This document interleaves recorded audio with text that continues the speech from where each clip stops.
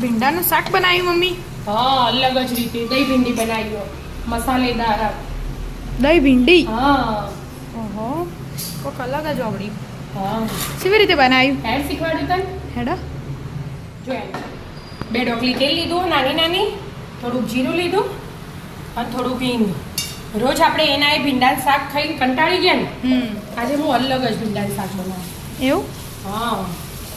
આપણે કેટલા પ્રકારના ભીંડાનું શાક બનાવ્યું મમ્મી? કેટલાય પ્રકારના બનાવ્યા, 4-5 પ્રકારના બનાવ્યા. આ એનાથી અલગ. બરાબર.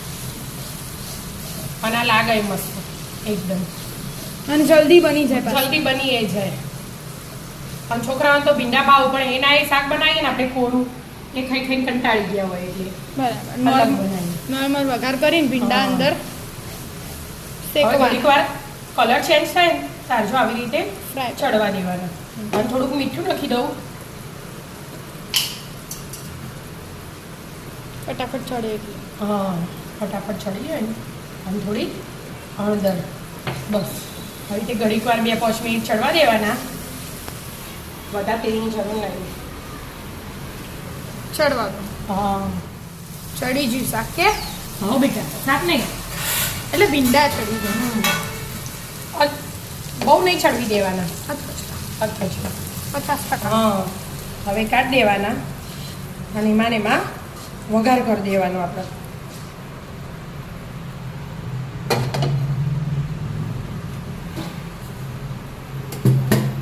ગરમ જ છે કઢાઈ.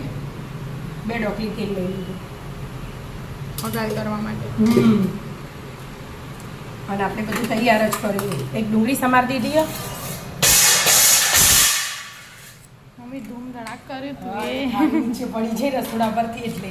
અંદરને લઈ મરચાં અને લસણ. એ વઘાર લસણનો કરવાનો આજે. બરાબર.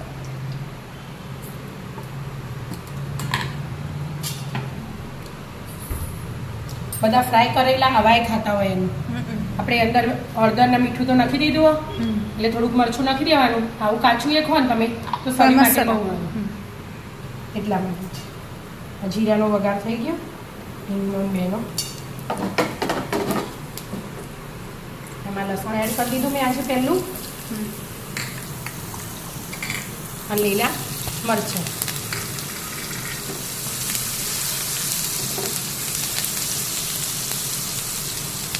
બે મિનિટ પકડાઈ ગઈ એટલામાં એક ડુંગળી સમારી ગયો, એ એડ કરી દીધી. હવે 3 હાથે ધીમા ગેસે ચડવા દેવાનું. ગોલ્ડન બ્રાઉન થાય. હા, એકદમ નહીં ચડવા દેવાનું, માપનું થોડુંક ચડે પછી મસાલા આપણે એડ ધીમો નહીં કરવાના, દહીંમાં એડ કરવાના. બરાબર. હા, એ ચડો એટલા જો મેં મોળું દહીં લઈ લીધું 2-3 ચમચી. એટલે આપણે આમાં તો મીઠું એડ કરી દીધું, આનું બાકી છે એટલું જ કરવાનું. મીઠું, મરચું, શાકનું બધું આમાં જ નાખી હા આમાં નાખી દેવાનું. હળદર,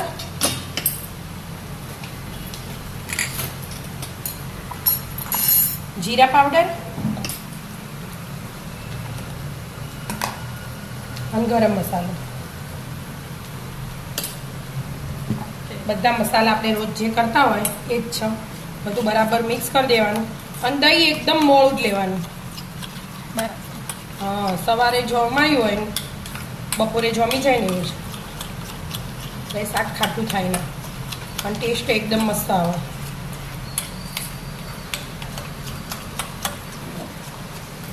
ચડી જ જીવો. ના હજી વાર બીજી વાર હા, ઓકે. મિક્સ કરું ના ચડવા દઉં.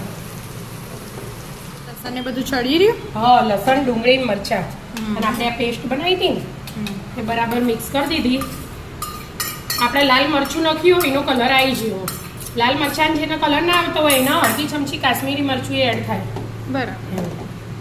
બરાબર મિક્સ કરો મસાલો ડુંગળી નાખી. પછી આ થોડુંક પાણી આમાં એડ કરી એટલે મસાલો બધો આવી જાય. એડ કરી દેવાનું. 2 મિનિટ બધું મિક્સ થવા દેવાનું. થઈ ગયું મિક્સ.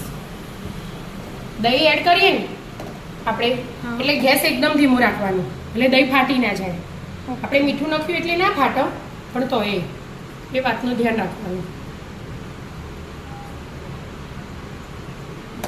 ભીંડા એડ કરી દીધા, કરી બધું દીધા. એક હાથે હવે ચડવા દેવાનું. હા હવે 2-3 મિનિટ ચડો એટલે આમ મસ્ત શાક તૈયાર થઈ જશે. ચડવા દો તામ. હા ઢોકી દો.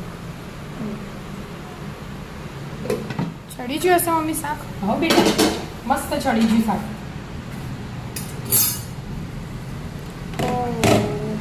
ઝાક ઝાક થઈ ગયું. હાલ લીધું ને એટલે મસ્ત તૈયાર. થયું હો. એકદમ મસ્ત, એકદમ અલગ મસાલેદાર દહીં ભીંડી તૈયાર. મસાલેદાર દહીં ભીંડી.